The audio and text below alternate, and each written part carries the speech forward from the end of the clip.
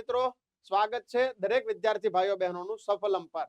આજે એટલે કે તારીખ 14 ફેબ્રુઆરી 2024 મોર્નિંગ શિફ્ટ એટલે કે સવારે 9 થી 11 ની જે ફોરેસ્ટ ગાર્ડની શિફ્ટ હતી એમાં પૂછાયેલા મેથ્સ અને રીઝનિંગના પ્રશ્નોનું સમાધાન લઈને હું રાહુલ ગઢવી હાજર છું આપના સમક્ષ. વિદ્યાર્થી મિત્રો, આજે અમારા એક વિદ્યાર્થી મિત્ર હિતેન વરુ જે સવારે જામનગરમાં ફોરેસ્ટ ગાર્ડની એક્ઝામ આપવા ગયેલા હતા, એમણે જેટલા પણ સ્મૃતિ આધારિત પ્રશ્નો કીધા છે એનું હું અહીંયા આપના સમક્ષ સોલ્યુશન કરાવું છું. એમના કહેવા પ્રમાણે 2 કે 3 પ્રશ્નો ડીઆઈ ના હતા, બરાબર છે, ડેટા ઇન્ટરપ્રેશન, કે જેમાં તમને કોઈ એક ડેટા આપેલો હોય અને એના ઉપરથી પ્રશ્ન પૂછેલા હોય, બરાબર છે.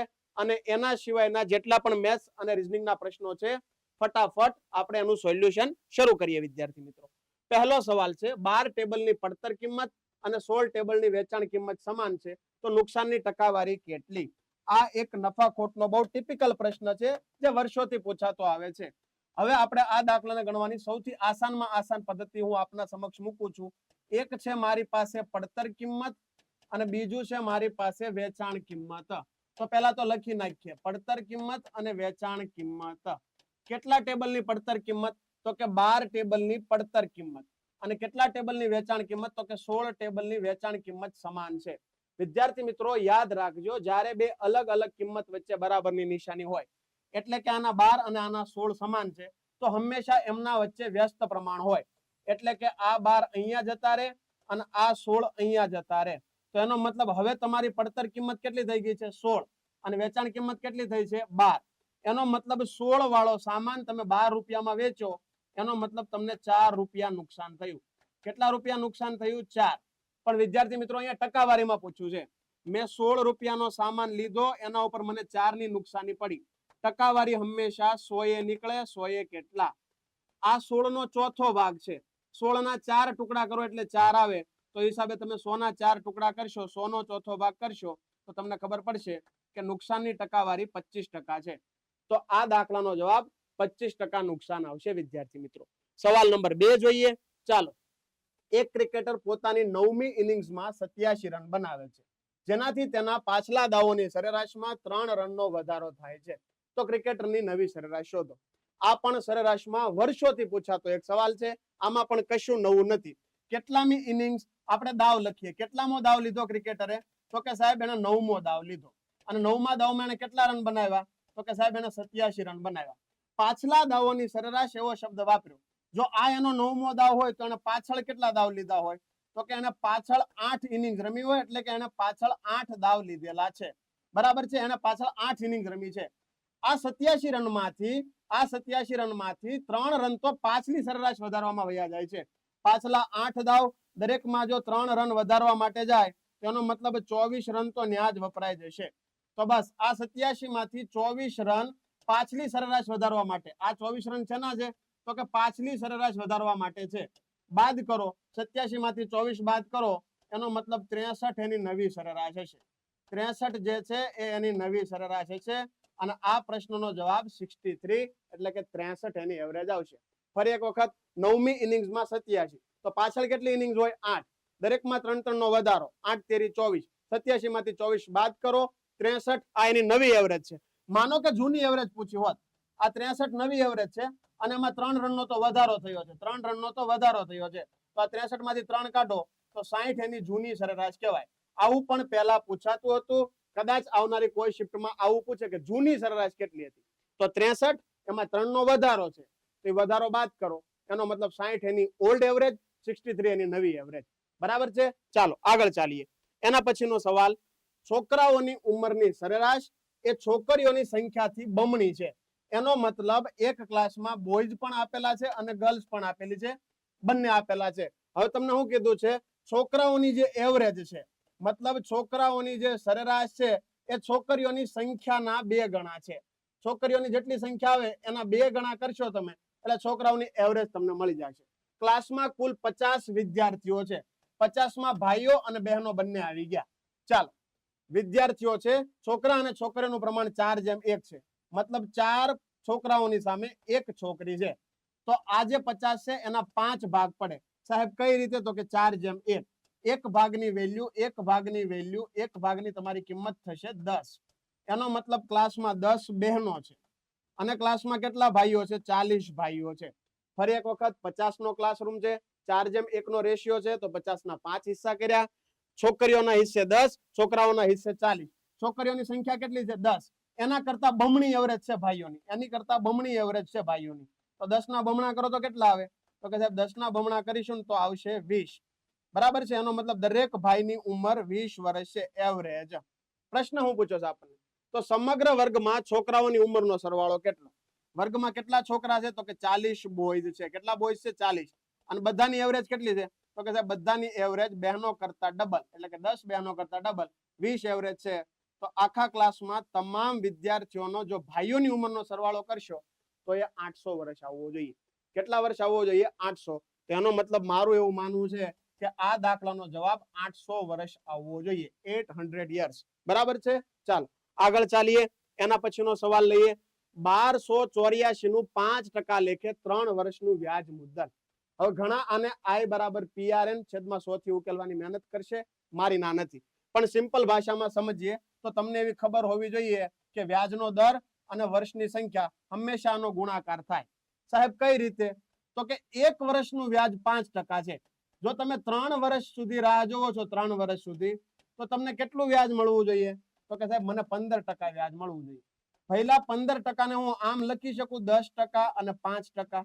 તો કે હા સાહેબ લખી શકાય. 15 જ થયા. હવે જોજો કેટલો આસાનીથી ઉકેલી શકાય.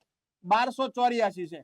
કોઈ પણ ના 10% કરવા બહુ આસાન છે. કોઈ પણ ના 10% કરવા હોય તો એક 0 અથવા તો પોઈન્ટ કાપી લઈએ. તો આના 10% મારું એવું માનવું છે કે 128.4 થશે. હવે કેટલા ટકા જોઈએ છે? આપણે 5% જોઈએ છે.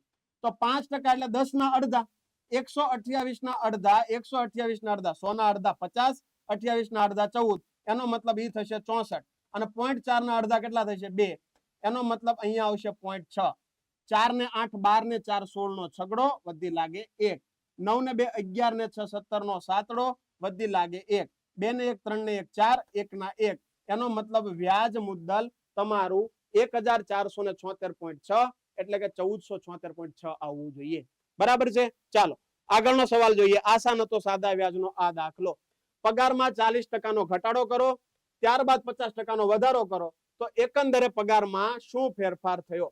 માનો કે કોઈ વ્યક્તિનો પગાર પહેલા 100 રૂપિયા હતો. હવે 100 શા માટે ધાર્યા? ઘણા એ પણ પ્રશ્ન થશે. 100 એટલા માટે ધાર્યા કે 100 ઉપર જે કાંઈ છે ડાયરેક્ટ મને વધારો ઘટાડો મળશે. બરાબર છે. 100 ઉપર જે હોય એ સીધું ટકાવારીનું મૂલ્ય કહેવાય. માનો કે કોઈ વ્યક્તિનો પગાર પહેલા 100 હતો, એમાં તમે પહેલા 40% નો ઘટાડો કરો છો. સૌથી પહેલા તમે શું કરો છો? 40% નો ઘટાડો કરો છો. એનો મતલબ ઈ માણસનો પગાર 100 રૂપિયા હતો, એમાંથી તમે 40 ઓછો કર્યો, તો હવે એ માણસનો પગાર કેટલો રહ્યો? તો હવે એ માણસનો પગાર થઈ ગયો સાહેબ 60 રૂપિયા. તમને એવું થયું કે હવે આ માણસનો 60 રૂપિયા પગાર બરાબર નથી. હવે તમે એમાં 50% નો વધારો કરો છો. 50% નો. હવે એ માણસનો પગાર જ 60 રૂપિયા હતો. અને જો તમે 60 ના 50% કરો તો એના અડધા એટલે કે 30. તો હવે એ માણસનો પગાર કેટલો થાય? તો કે આજની તારીખે માણસનો પગાર 90 છે. પગાર 100 રૂપિયા હતો, એમાંથી 90 થવા એનો મતલબ એકંદરે પગારમાં 10% નો ઘટાડો આવ્યો છે. એકંદરે પગારમાં 10% નો શું આવ્યો છે વિદ્યાર્થી મિત્રો? ઘટાડો એવું કહી શકાય.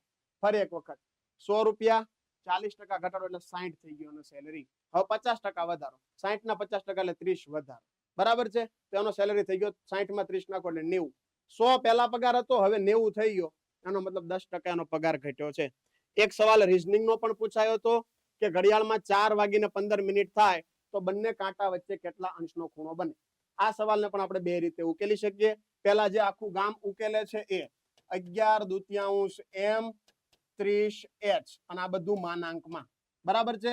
11/2 m નો મતલબ મિનિટ. મિનિટ કેટલી આપી છે? તો કે 15 ઓછા 30 ગુણ્યા કલાક કેટલી આપી છે? 4. આ બધું માનાંકમાં. અહીંયાથી ઉડાડશો તો 7.5. 11 સત્તા 77, 11 ના અડધા 5.5 બીજા. એનો મતલબ આ વેલ્યુ થશે 82.5. હવે 30 ચોક કેટલા થશે? 120. બધું માનાંકમાં. માનાંક ઉપર પ્લસ માઇનસ ની અસર ના થાય એટલે હંમેશા મોટી સંખ્યામાંથી નાની સંખ્યા બાદ કરો. 120 માંથી 82 કાઢ નાખો તો કેટલા આવશે? 37. 37.5 તમારો જવાબ. એનો મતલબ આ ખૂણો 37.5 ડિગ્રીનો થાય. પણ જેને સૂત્ર નથી આવડતું એ પણ ગણી શકે. તમને ખ્યાલ છે આખી ઘડિયાળ 360 ડિગ્રી હોય તો જો આખી ઘડિયાળ 360 ડિગ્રીની છે અને એ ઘડિયાળમાં 12 સ્ટેશન પડે છે તો તમને ખ્યાલ છે દર 2 સ્ટેશન વચ્ચે 30 નો ખૂણો હોય એનો મતલબ 3 અને 4 વચ્ચે કેટલો ખૂણો થયો તો કે 3 અને 4 વચ્ચે 30 નો ખૂણો થયો પણ 15 મિનિટ થઈ છે તો આ કાંટો 4 ઉપર નથી મારા ભાઈ 4 થી થોડોક આગળ આવી ગયો હોય કેટલો આગળ આવ્યો હોય તો કે મિનિટ ભાગ્યા 2 કેટલો આગળ આવ્યો હોય મિનિટ ભાગ્યા 2 એનો મતલબ 15 ભાગ્યા 2 7.5 ડિગ્રી બીજો આગળ ચાલી ગયો હોય 30 આ અને 7.5 આ તો પણ તમે ગણી શકો 37.5 ડિગ્રી થાય 37.5 આ રીતે પણ થાય ફરી એક વખત 3 થી 4 એટલે 30 ડિગ્રી હવે 4 થઈ ગયા છે એટલે કાંટો 4 થી થોડોક આગળ ગયો હોય કેટલો આગળ ગયો હોય મિનિટ ભાગ્યા 2 15 ભાગ્યા 2 કરો એટલે 7.5 બરાબર છે 30 માં 7.5 ઉમેરો તમારો જવાબ આવશે 37.5 બરાબર છે આના સિવાય એક એબીસીડી વાળો પણ પ્રશ્ન હતો જે વરુભાઈએ જે મને કીધો સ્મૃતિ આધારિત એમાં એવું હતું કે આ કઈક બ્લેક છેલ્લે તમને પૂછ્યું હતું